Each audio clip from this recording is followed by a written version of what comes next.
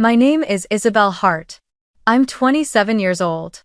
And that morning, I stood in the grand square of Columbia University, draped in a jet-black graduation gown, the weight of a gold medallion heavy around my neck, marking me as valedictorian of the public health program. In my hand was the speech I had rewritten 13 times over the past 2 weeks, every word carefully chosen to express gratitude without hiding the wounds I had wrapped in silence for the last 8 years. The May breeze swept through the rows of white silk-covered chairs reserved for honored guests, making the silver ribbons flutter like waves. Then the camera panned across the large screen behind the stage, slowly stopping at the front VIP row, where a polished gold sign read, "Reserved for Hart Family." 10 deep blue velvet chairs, perfectly aligned under the sun. Each one had a bold printed name tag. Mom, Dad, Madeline, Aunt Cheryl, Uncle Walt. I had handwritten each of those names and placed them on the chairs with every ounce of hope that even after all these years of coldness, distance, even mockery of my choices, today they would show up. But all I saw on the screen in front of me was a row of empty seats. No flowers, no people. Not a single watching eye. Just chairs, their name cards fluttering slightly in the wind, like a chilling reminder that I was still waiting for something that would never come. For a moment, the whole square felt too wide, too quiet. The sound of the microphone echoing my name pulled me back to reality. Valedictorian, Dr. Isabelle Hart. I stepped up to the podium amid thunderous applause, genuine applause from friends, professors, from people who owed me nothing but were still proud of me. And the ones bound to me by blood? They weren't just absent. They had chosen to bury my moment with a message cold, cruel, and laced with ridicule. Watching you pretend to be a doctor sounds painful.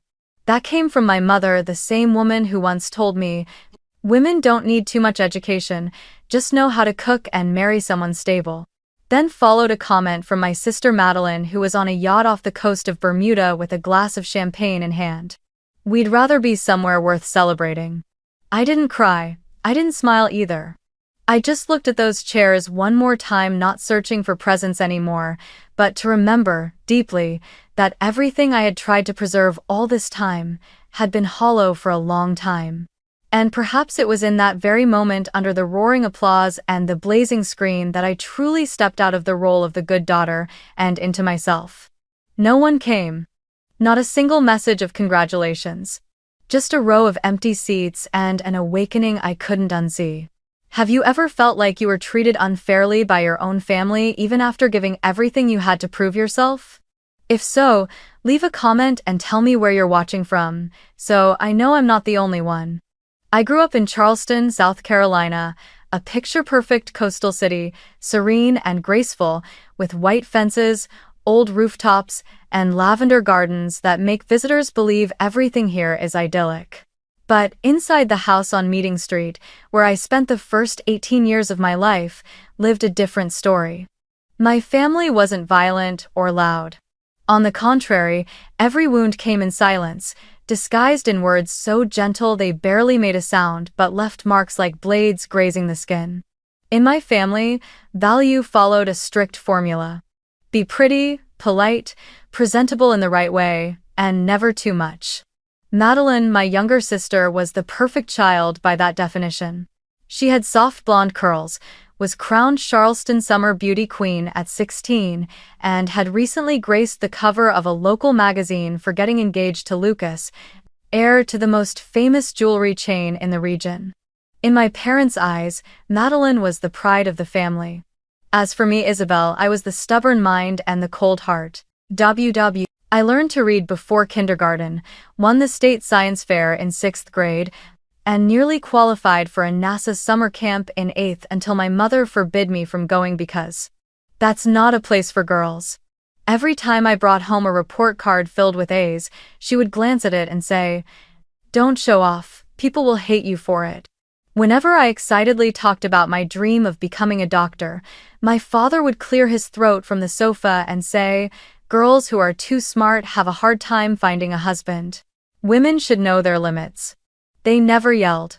They just slowly stripped away my belief in my own worth, one dismissive comment at a time, year after year, until I always felt like I was too much, too demanding, too unrealistic. Meanwhile, even Madeline's smallest achievements, a photo that got lots of likes, a hair tutorial video that hit 10,000 views, were celebrated with cakes and balloons. She had her own room, decorated like a professional studio, and our parents even hired her a personal assistant to help with content creation. Me? I studied by the dim light of an old desk lamp in a shared bedroom, reviewing SAT prep while hearing Mom shout from downstairs, "Make sure the kitchen's clean before 9. 1. I kept my Columbia application a secret. I knew if I said anything, they would try to stop me. They had torn up my transcript once when they discovered I quietly registered for the medical entrance exam.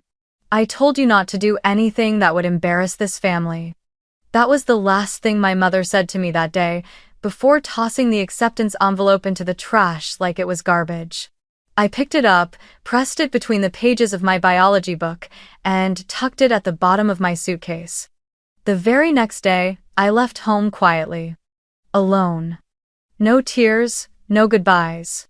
Just one small suitcase, a canvas bag filled with my full-ride scholarship documents, and a fragile hope that one day, when I became a doctor, they'd look back and feel proud. 8 years in medical school were the hardest years of my life, years I will never forget. 8 years without summer breaks, without a full Christmas, without a single spring where I truly experienced flowers blooming in real life, because while others were traveling, gathering with family, I was hunched over textbooks in the library, turning page after page, learning how to save lives. I survived those 8 years on scholarships, research grants, and the small income I earned from tutoring first-year students in the evenings. I didn't spend much except for one thing I quietly saved for every month, depositing into a private account I named Someday. I never told anyone about it. I didn't dare hope too clearly for it. But deep down, I had always imagined one day, when I finally became a real doctor, when I stood on the graduation stage, I would look down and see them sitting there. My mother, in a pale blue dress, holding a bouquet of white flowers, the kind she once said were as gentle as an apology. My father, reaching to rest his hand on the back of her chair, no words needed, just his presence.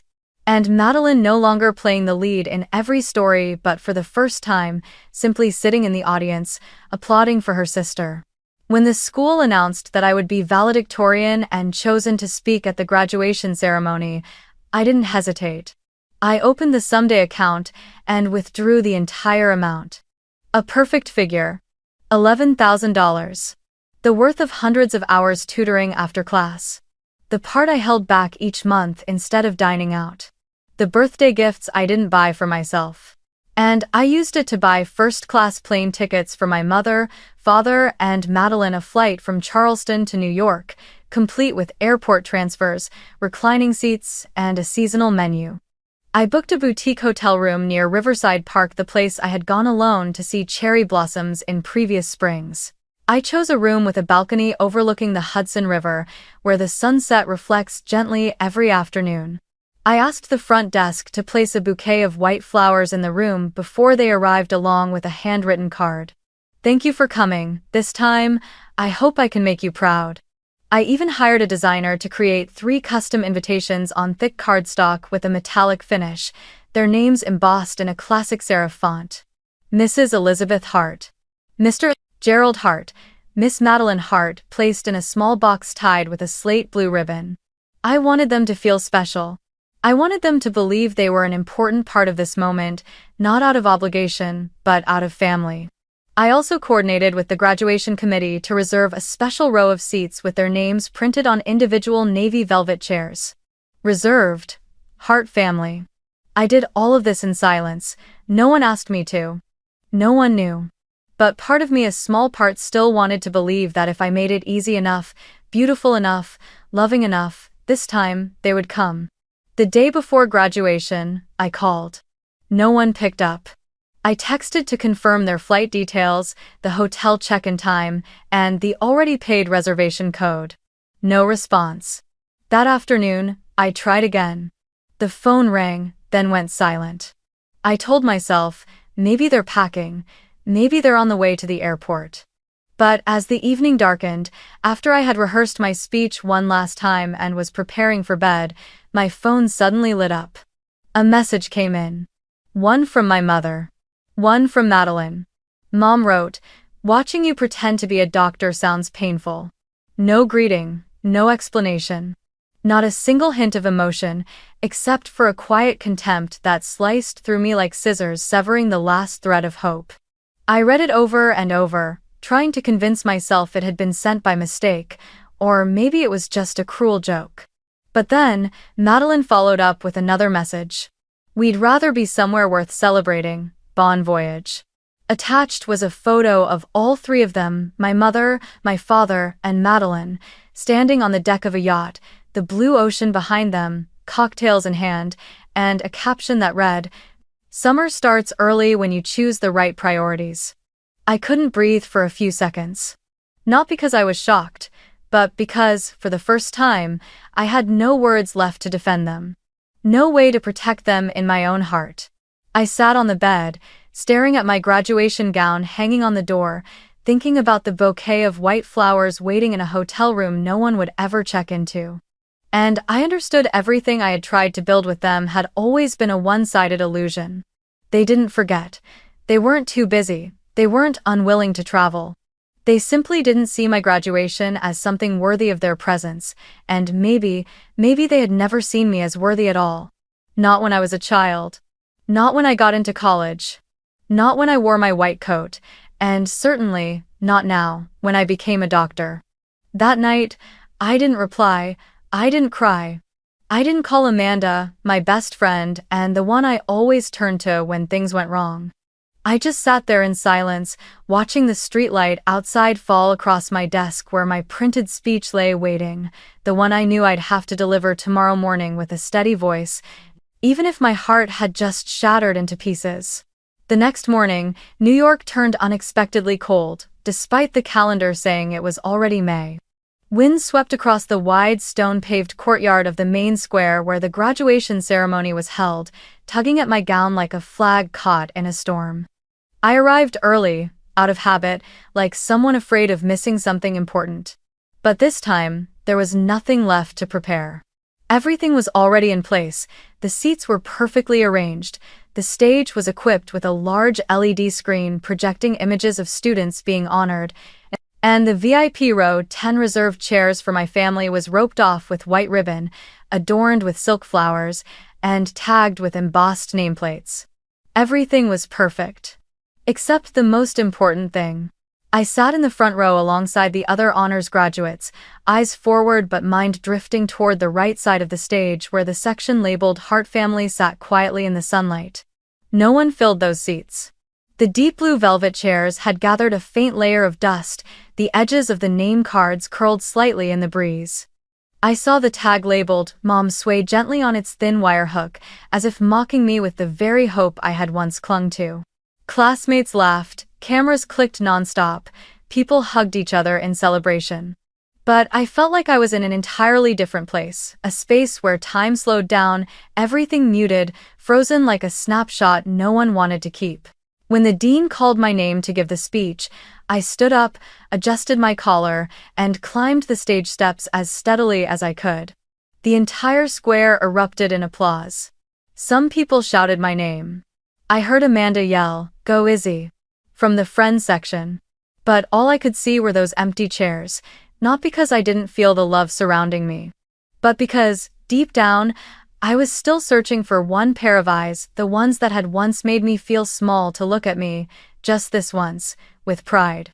I began my speech with a simple greeting, my voice steady as it rang through the microphone. I spoke about our journey as a class, the long night shifts, the grueling exams, the first patients we cared for with trembling hands. I spoke about the moments I wanted to give up but never actually stopped. And then, I paused for a few seconds, my eyes drifting again to the right-hand side of the stage. Empty. Silent. I swallowed hard and ended the speech with a single sentence that hadn't been in the draft. Sometimes, the bravest thing is not chasing a dream but walking forward, even when no one is there to cheer you on. The applause erupted. The whole courtyard came alive. But I didn't. I left the stage to the sound of music, shook hands with the professors, took a few polite photos, and quietly returned to the dorm before the celebration began. I wasn't hungry. I didn't want to keep pretending. As soon as I got back to my room, I began removing each piece of my outfit. The honors diploma sat on the desk like an object I had no idea where to place. I looked at myself in the mirror. My makeup had faded, eyeliner slightly smudged from the dust and wind. I washed my face. Cold water. Quiet. No tears. Just a deep emptiness. A kind of hollowness that didn't come from missing someone but from the certainty that the ones I'd waited for were never going to come. Not today. Not ever. I sat down, dried my face, and stared at my reflection for a long time. My face held no shame. No sadness either. Only silence sharp as a blade, steady as stone. And then, I picked up my phone.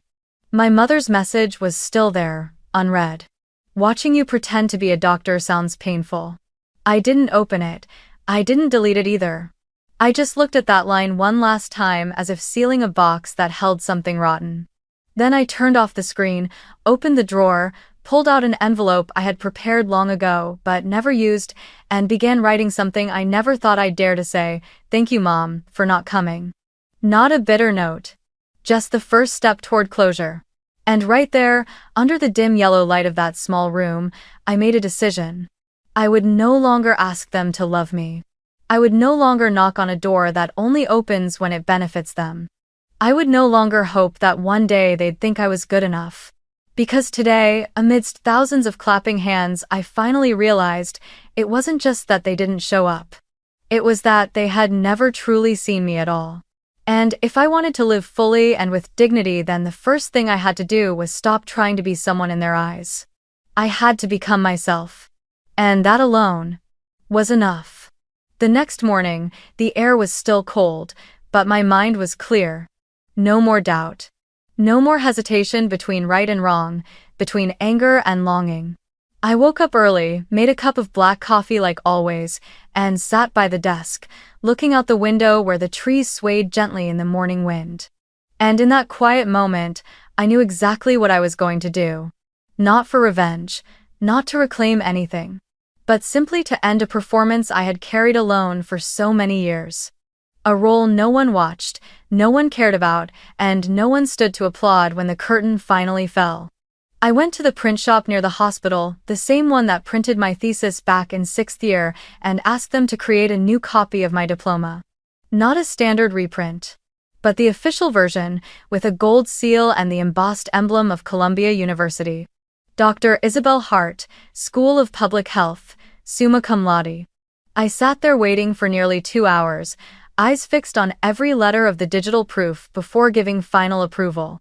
Then I stopped by a small handcrafted frame store in the Upper West Side, a place I had passed hundreds of times but never entered.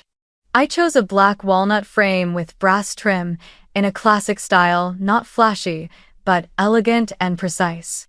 The old craftsman asked, "A gift for someone? Looks important." I just smiled and said, "For the ones who didn't show up." Back home, I opened my laptop and selected the only photo I had from graduation, a picture I had quietly asked a classmate to take for me. The camera faced forward. A perfect row of empty chairs bathed in soft golden sunlight. Each seat had a name tag. Above them, a large printed sign read, "Reserved for the family of Dr. Isabelle Hart." A perfect image. So perfect, it hurt. I printed that photo on thick photo paper, 8x 10 inches, no color correction, no filter. Reality was already cold enough. Then I took a sheet of plain cream paper, trimmed the edges, and wrote by hand with a dark blue fountain pen, my handwriting careful, as if writing to the little girl I once was. "Thanks for showing me what matters." Nothing more, no blame, no explanation. Just one sentence. And maybe the only thing I've ever written to them without expecting a reply. I wrapped everything in a stone-gray hard box, the kind used to present commemorative plaques lined inside with white silk paper. The diploma lay at the center, the photo of the empty seats just beneath it, and the handwritten note on top. On the box lid, I didn't write, "From." I simply taped a small slip of paper, Hart Residence, 70, 1 King Street, Charleston, South Carolina. The old address, the place I once called home. The place of silent dinners and Christmases where only Madeline got presents. I went to the main post office on Amsterdam Avenue, selected express shipping with signature confirmation, and ensured the package would arrive by 10 a.m. the next morning. I even paid extra to receive an immediate delivery notification by email. When the clerk asked, "Would you like to include any message on the box?" I paused for a few seconds, then wrote, "Fragile, but already broken." He looked at me, about to ask something, but then just nodded and placed the label. Everything happened like a quiet ritual, not rushed, not loud, only the careful hands of someone sealing a chapter of their life closed, one piece at a time. That night, I came back to my room without turning on the lights, letting the late sunset pour through the window like a thin wash of color across the wall. I lay on the bed, not sleeping, not doing anything. Just thinking about the package, now on its way to the place I once called home. And in my mind, I imagined my mother opening the box first with surprise, then stunned, and maybe something might stir in her chest. Not regret, but awareness. That she didn't come. That she had chosen not to see me.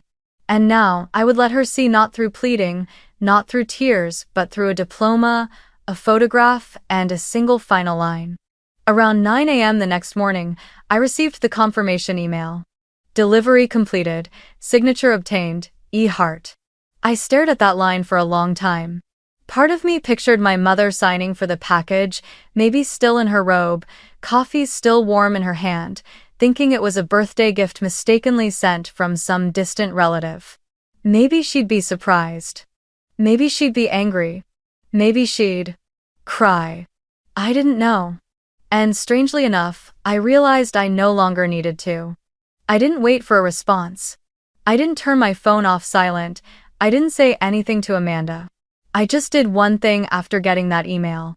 I stood up, took a small pin, and tacked the 8x10 photo of the 10 empty chairs onto the personal board in the corner of my room right beside the class photo, a shot with my professors, and a picture of me hugging my first patient during clinical rounds.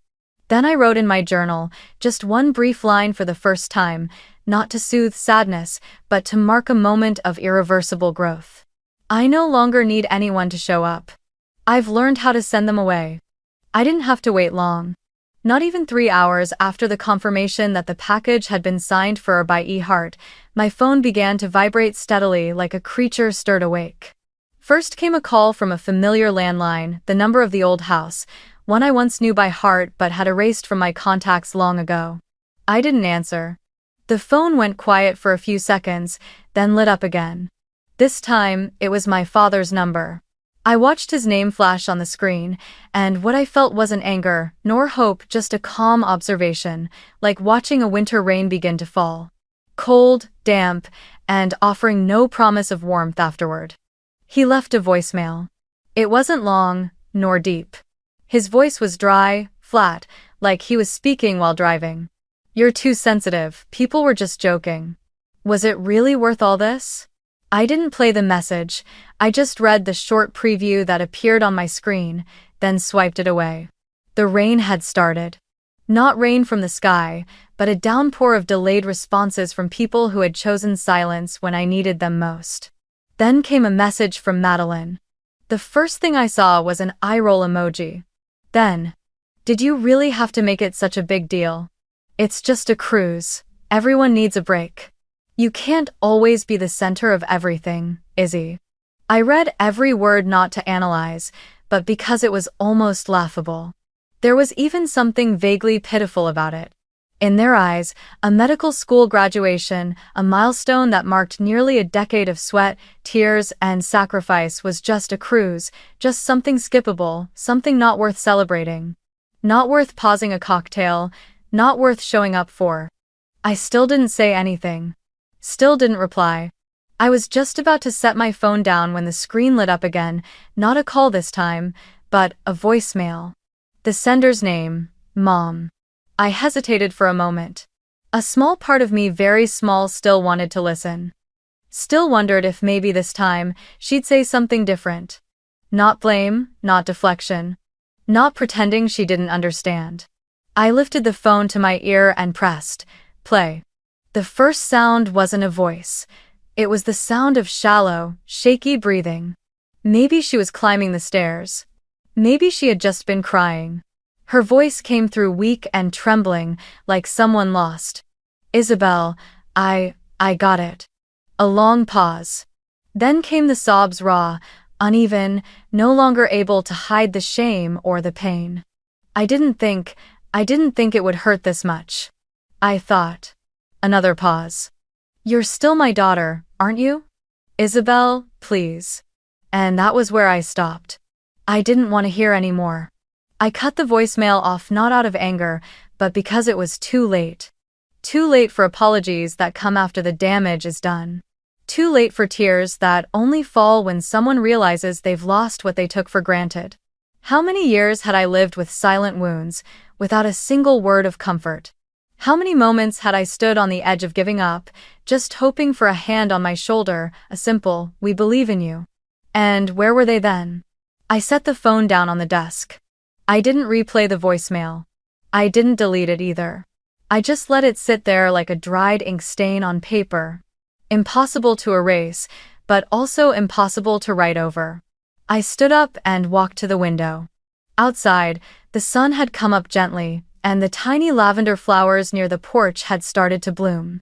The world looked strangely peaceful, as if that call had never happened. And for the first time, I felt a different kind of peace too, not from forgiveness, and not from revenge, but because I knew I had stopped at the right time. I had said enough, through action. And they had heard me, even if not with their ears, then through the silence in the photograph. Through the word doctor, they once dismissed, now printed in bold, centered on the diploma like a final declaration. I pulled out the envelope containing the original diploma and carefully placed it into a drawer, next to a draft of my application for medical licensure. There's still so much ahead to handle, to dream about, to move toward. But what's behind me I knew was finished. Not with a scream, but with a voicemail left unfinished. And a door I chose not to open again. After all the bitter accusations and fake remorse, I stood still for a few minutes, not because I was shaken, but because I felt light. Light, as if I had finally taken off a suit of armor I'd been wearing far too long. And in that very moment, I knew. It was time to cut the cord completely. The next morning, before the sunlight could slip through the thin curtain, I opened my laptop, logged into my bank account, and made a firm decision. I withdrew the entire $25,000 advance I had wired to the contractor, the one scheduled to repair my parents' kitchen roof. That money came from the $60,000 my grandmother left me last month before she passed away. I remembered her words just days before she died. "You'll know what's right to do with this money." So instead, I redirected that $25,000 to the community health center in the Bronx, where I'd be starting full-time after graduation. Exactly 1 week later, on a Saturday afternoon just after I'd returned from a long shift at the Bronx Center, exhausted, the dorm buzzer rang. No warning text, no phone call, just the sound of the bell, echoing like a familiar alarm from a life I thought I'd locked behind me. I looked through the peephole. And there they were, not surprisingly, yet still enough to tighten my chest, the three of them: my mother, my father, and Madeline. Mom wore a wrinkled beige cardigan, light makeup, eyes clearly lacking sleep. Dad stood with arms crossed, eyes cast toward the distance as if refusing to admit he was here. Madeline stood slightly apart, phone in hand, sunglasses slipping down the bridge of her nose. All three of them stood in the fourth-floor hallway, the same hallway I used to carry boxes of textbooks up and down for years during med school. Not one of them had ever visited. Now they stood there, staring at the door, unaware that I was watching them from the other side, until Mom raised her hand and knocked 3 times. Polite knocks, but urgent. As if they were waiting for me to do what I always did. Open first, smile first, forgive first. I opened the door just slightly, enough for my face to appear. Isabelle, my mother gasped, as if seeing a ghost. We need to talk. I didn't respond right away. I tilted my head slightly, hands still holding the door. My father sighed and stepped forward. We're family, Izzy. Nothing can change that. I let out a quiet, joyless laugh. Family isn't something unchangeable. Family is something proven through action, and your actions have already said everything. Madeline cut in, her voice still sharp as ever. You're overreacting. Everyone thinks so. Mom's been crying all week. That package you sent it was cruel. I turned to her, voice calm and steady. I didn't send the package to make anyone cry. I sent it so they'd see. So they'd know that I've stopped being silent. My mother stepped closer and gently reached for my hand, a gesture I hadn't felt in years. Isabelle, I know I was wrong. But you can't. You can't just erase your family because of one moment of anger. I pulled my hand away. Not because of a moment, because of a lifetime. A lifetime of being called dramatic. A pretend doctor. But now, I'm the one who actually heals. And you? I paused, looking at each of them. Still trying to patch up a torn reputation with apologies that came too late. My father's temper began to rise, his voice climbing. We didn't come for a lot of reasons, but you act like the victim. You gave yourself the right to change everything, move money, cut ties, embarrass everyone. I looked him straight in the eye, for the first time without flinching. Embarrassment is for those who actually showed up, but none of you even bothered to come. The only thing I saw shattered was the character of a family that chose to disappear the moment the spotlight turned toward their daughter. He clenched his jaw.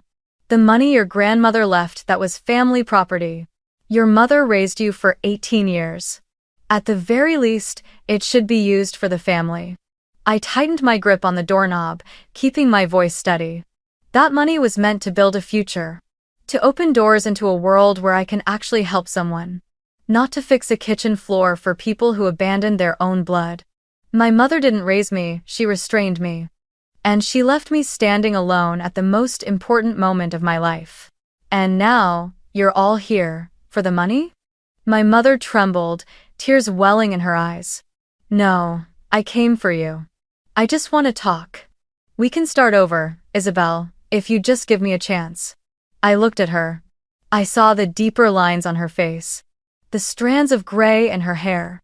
The regret was real, but it was regret from losing control, not from losing her daughter. I shook my head. I didn't change. I just stopped pretending I needed you. Vec. Madeline opened her mouth to say something, but I raised my hand to stop her. Enough. You all made your choice. And that day, when the three of you posed on a yacht, raised your cocktails with a caption that read, "Celebrating what matters," that's when I understood. I was never what you considered worth celebrating. So today, you are not something I'll consider worth mourning. I stepped fully into the doorway, still holding the door just slightly ajar. The breeze from the hallway blew past, carrying the familiar scent of my mother's perfume, the scent I once thought meant safety. Now, it was just a trail of memory. You say we're family, but you only ever called me your daughter when you needed something done your way. And when all I needed was someone to sit in the crowd and clap. You chose to walk away. Not once, but for good. My father's face hardened. You'll regret this. Blood is still blood. I met his eyes, slowly. Blood is what flows in veins. But love is what people choose. And I've made my choice. I took a step back, slowly closing the door. My voice lowered, almost a whisper. You came all the way here for that money. But you couldn't come to my graduation. That says everything. You should go now. The door clicked shut. There was no pounding, no one called my name. Only the sound of footsteps fading down the cold concrete hallway.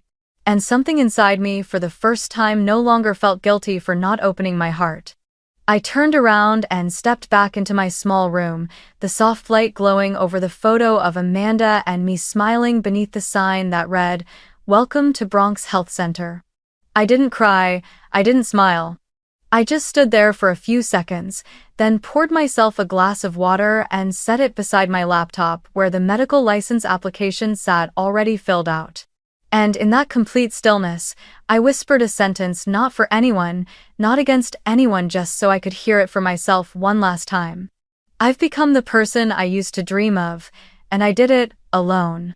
The Bronx Community Health Center was nothing like the gleaming hospitals where I had once trained. No marble lobbies, no brightly lit reception desks like five-star hotels, no fancy coffee machines on every floor. Every wall here was worn, every plastic chair in the waiting room scratched and scuffed. But I loved this place the way someone loves their scars fully, without needing to hide them. Each morning, I walked through the glass doors with the loose handle, down the narrow hallway where sunlight slanted through dusty window panes, and felt something rare. A sense of being exactly where I belonged. Not the brightest place. Not the place with the loudest applause. But a place where I could start again without asking for permission. I began my first shift wearing a crisp white lab coat, dark circles still under my eyes from overnight duty, and holding the coffee Amanda had picked up on the way. She came with me that morning, carrying a stack of folders while I held a wooden case engraved on the lid with my name, Dr. Isabelle Hart.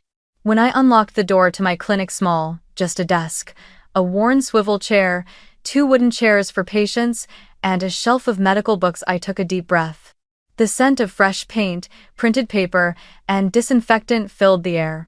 And I knew this was where I would build the rest of my life, piece by piece, from everything I never had.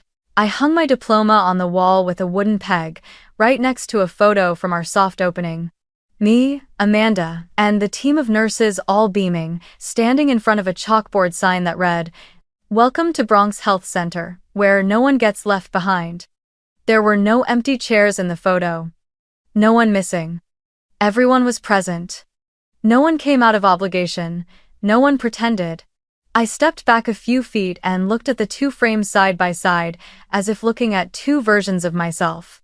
The little girl who once tried to please people who never loved her for who she was, and the woman now choosing where she belongs, with her hands, her heart, and a clear decision. That first morning, I saw 9 patients, an elderly woman with arthritis, a homeless man needing insulin refills, a teenage boy from a Latino family who was depressed after being pulled out of school to help at home. I didn't have answers to everything. But I stayed with them, never checked the clock, never thought about productivity or metrics. I wrote prescriptions in clear handwriting.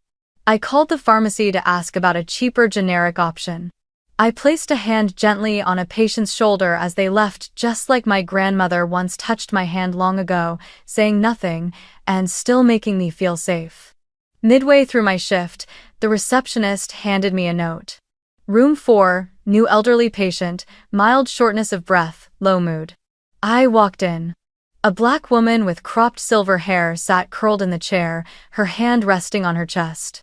After a few gentle questions and a quick check of her heart rate, I began jotting down her medical history. She glanced at the name tag on my coat, then smiled. "You're so young. Doctor, do you have a family?" I paused for a second. That simple question used to catch in my throat every time, not because I didn't have an answer, but because I had too many questions. But this time, I smiled. A real smile. Not tight, not guarded. I answered softly. I used to think I didn't. But now, I have people who never leave their seat empty. She didn't ask anything else. She just gently held my hand, and in her eyes, there was something deeply knowing, something that didn't need to be said aloud. That day, I finished work late. On the way home, Amanda greeted me with a takeout box and a question. "So, how does it feel being a real doctor?" I leaned my head against the car window, watching the streetlights rush past. I didn't answer right away.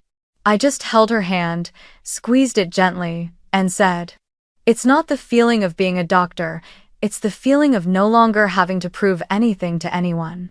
We got home, hung up our coats, and set the kettle to boil. The scent of ginger spread through the little kitchen.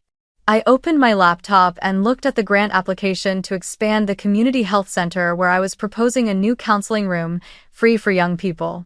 In the authorized signature section, I typed my name neatly at the bottom, Dr. Isabelle Hart, Maryland. There was no one left who needed to see it. No chair left to fill, no word left to justify. Just me and a life I built with my own presence.